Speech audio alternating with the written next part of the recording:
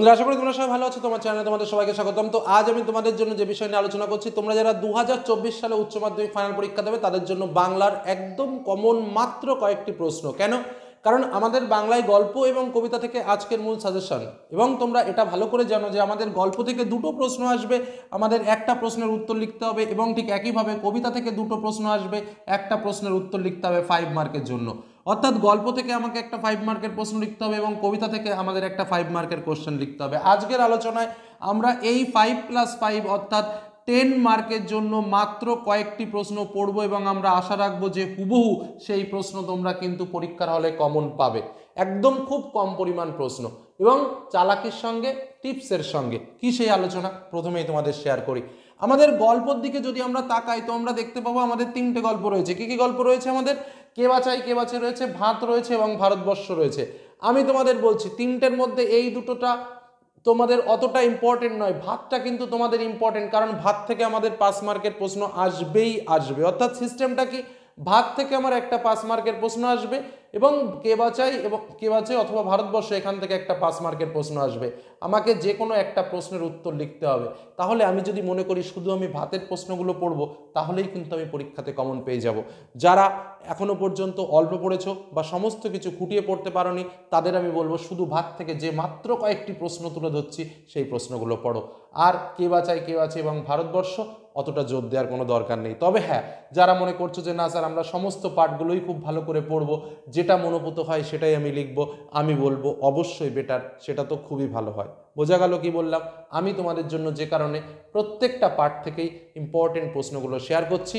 তবে ভাত থেকে যে কটা প্রশ্ন শেয়ার করব সে কটা প্রশ্ন কিন্তু অবশ্যই রেডি রাখবে, কারণ ফাইনাল পরীক্ষায় কিন্তু এই মধ্যে থেকে প্রশ্ন তুমি কমন পাবেই পাবে। ওকে, এবার আসবো কবিতার পাঠে। কবিতার পাঠ আমাদের মূল যে কবিতার অংশ রয়েছে, কি কি? রূপনারায়ণের কুলে, শিকার, মহুয়ার দেশ, আমি দেখি এবং ক্রন্দানরত জননী পাশে। তোমাদের স্পষ্ট বলে রাখছি, রূপনারায়ণের কুলে এবং শিকার এই দুটো থেকে আমাদের প্রশ্ন এবছর 5 মার্কের জন্য আসবে না। একদম শুনে নাও, আমাদের প্রশ্ন মহুয়ার দেশ, আমি দেখি এবং ক্রন্দনরত জননী, এই 3টের মধ্যে দুটো কবিতা থেকে আমাদের প্রশ্ন আসবে, একটার প্রশ্ন আমাকে লিখতে হবে। অর্থাৎ এই 3টে কবিতার মধ্যে যে কোনো দুটো কবিতার প্রশ্ন যদি আমি ভালো করে পড়ি, কথাটা ভালো করে বুঝে নেবে, মহুয়ার দেশ, আমি দেখি এবং ক্রন্দনরত জননীর পাশে, এই 3টে কবিতা থেকে যে কোনো দুটো কবিতার প্রশ্ন যদি আমি পড়ি, তাহলেই কিন্তু আমি পরীক্ষাতে কমন পেয়ে যাব। আমি বলবো যে তোমরা এই মহুয়ার দেশ এবং আমি দেখির কবিতাগুলো খুব ভালো করে পড়ো। কারণ কি, খুব সহজ কবিতা, একদম মনের মতো একটা কবিতা, নিজেরা একবার পড়লেই লেখা যায়। ক্রন্দনরত জননীর পাশেও লেখা যায়, কিন্তু এটার মধ্যে একটা মৃদু রাজনৈতিক উত্তেজনা লুকিয়ে আছে, যে কারণে আমি এটাকে আমার ছাত্রছাত্রীদেরকে একটু অ্যাভয়েড করতে বলি। এখন তোমরা ভেবে দেখতেই পারো, তোমরা লিখতেই পারো, তবে আমার ব্যক্তিগত যেটা পছন্দ আমি সেটাই বললাম। মহুয়ার দেশ এবং আমি দেখি এই দুটোর উপর বেশি নজর দিয়ে প্রশ্ন রেডি করে ফেলো। তাহলে দেখো, আমি জাস্ট এখান থেকে শুধু গল্প থেকে ভাতটাকে খুব ভালো করে পড়বো, ভাতের থেকে মাত্র 4-5টা প্রশ্ন, এবং মহুয়ার দেশ এবং আমি দেখি এখান থেকে মোট 3টে 6টা, এই কটা প্রশ্ন পড়লেই কিন্তু আমি এই 10 মার্ক ইজিলি কমন পাচ্ছি। তবে যদি কেউ মনে করো যে না আমি এখান দিয়ে 3টে কবিতার প্রশ্নও ভালো করে পড়বো, এখান দিয়েও সব ভালো করে পড়বো, আমি যার জন্য প্রত্যেকটা পার্টের ইম্পর্টেন্ট প্রশ্ন তোমাদের সামনে তুলে ধরলাম। আমি আবারও বলছি, ভাতের প্রশ্ন এবং তোমার মহুয়ার দেশ এবং আমি দেখি এর প্রশ্ন, এই 3টে পার্টের প্রশ্ন ভালো করে পড়ো। হ্যাঁ, তবে একটা কথা অবশ্যই আমাকে মাথায় রাখতে হবে, কি সেই কথা, যে আমার কিন্তু এমসিকিউ এবং এসএকিউ প্রশ্ন আসবে, তার জন্য কিন্তু আমার প্রত্যেকটা অংশের দিকে নজর দিতে হবে। কবিতার লাইন তুলে তুলে প্রশ্ন হয়, গল্পের প্রত্যেকটা লাইন তুলে তুলে প্রশ্ন হয়, অর্থাৎ সেই জায়গা দাঁড়িয়ে যদি আমি ফাঁকি মারি তাহলে কিন্তু হবে না। এর জন্য কিন্তু আমাকে পাঠ্য বই খুঁটিয়ে পড়তে হবে। বোঝা গেল? শুধু তাই নয়, উত্তর ভালো করে লেখার জন্যও পাঠ্য বইকে খুঁটিয়ে জানতে হয়। তো এই হলো আমাদের মূল বিষয়। এবার আমরা দেখে নেব আমাদের ইম্পর্টেন্ট প্রশ্ন কী কী আছে, এবং আমি আশা রাখবো সেই প্রশ্নগুলো একটু পড়ে নেবে। বেশিরভাগ তোমাদের পড়া হয়ে গেছে, যদি কারো না জানা থাকে তাহলে অবশ্যই জেনে নেবে। তো চলো, আজকের মতো এখানেই শেষ করছি।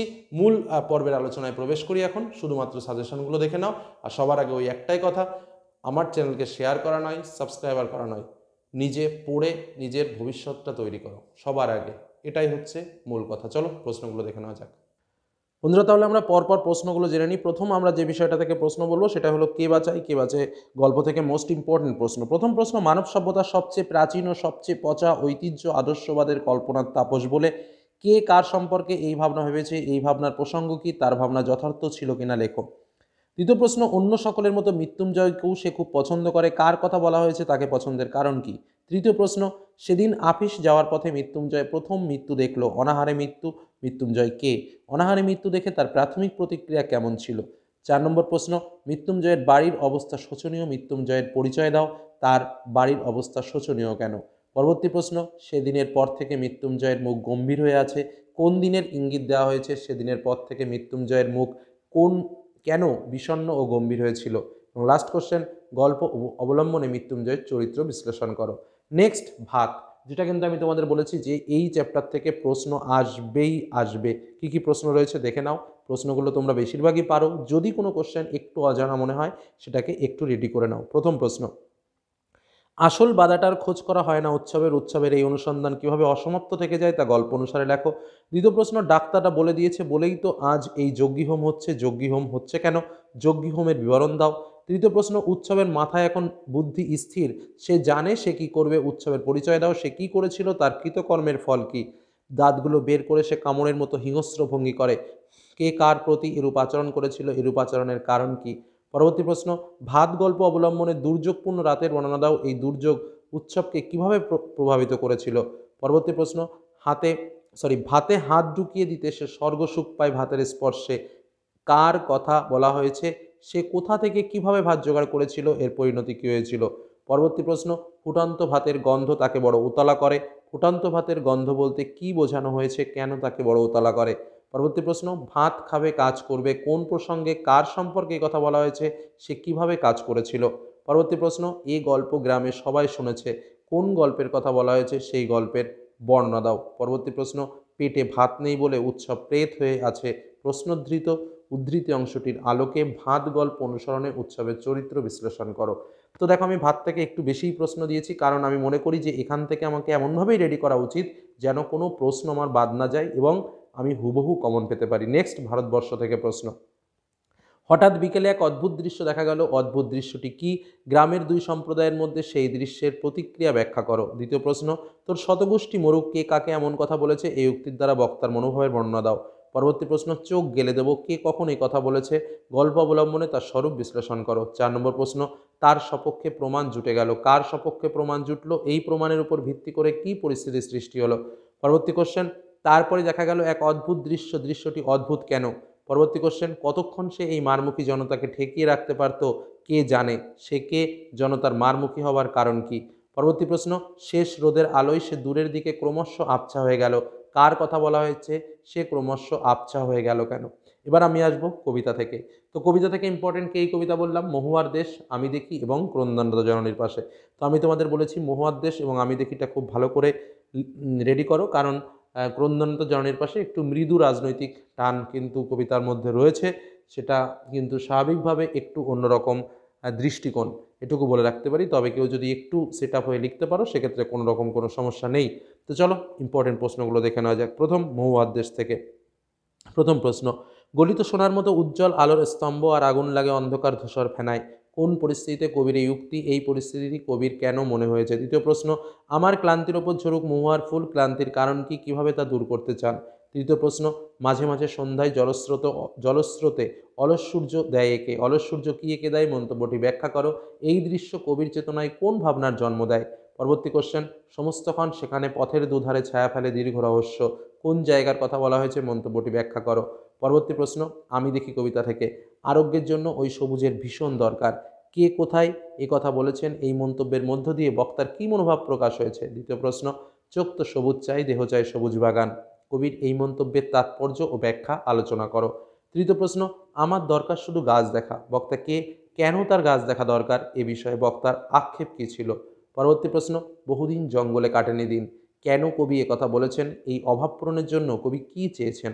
লাস্ট কোশ্চেন, ওই সবুজের ভীষণ দরকার, ওই সবুজ বলতে কি বোঝানো হয়েছে, তার দরকার কেন? লাস্ট, ক্রন্দনরত জননীর পাশে, সেখান থেকে কি প্রশ্ন রয়েছে বলে রাখি। প্রথম প্রশ্ন, কেন তবে লেখা, কেন গান গাওয়া, কেন তবে আঁকাআঁকি, কোন কবিতার অংশ, মন্তব্যটির তাৎপর্য ও ব্যাখ্যা আলোচনা করো। দ্বিতীয় প্রশ্ন, আমি কি তাকাবো আকাশের দিকে বিধির বিচার চেয়ে, কিসের বিচার, কেন কবি কথা বলেছেন? তৃতীয় প্রশ্ন, কবিতায় জাগে আমার বিবেক, আমার বারুদ বিস্ফোরণের আগে, মন্তব্যটির মধ্য দিয়ে কবির মানসিকতা ও ভাবনা চিন্তার ব্যাখ্যা দাও। চতুর্থ কোশ্চেন, আমি তা পারি না, কে পারেন না, না পারার বেদনা কিভাবে কবিকে আলোড়িত করে, কেন তিনি এ কথা বলেছেন।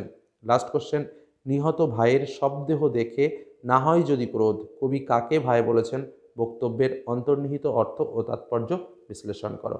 এই হলো আমাদের গল্প এবং কবিতা থেকে সেরা সেরা প্রশ্ন সংকলন।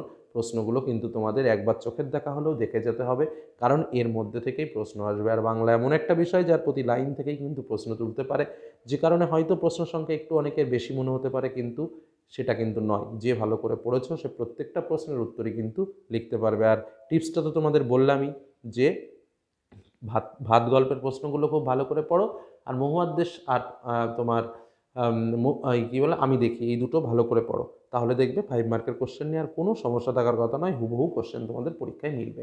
এই বলে আজকের আলোচনা শেষ করলাম। সকলে ভালো থেকো, সুস্থ থেকো, সাবধানে থেকো। ধন্যবাদ।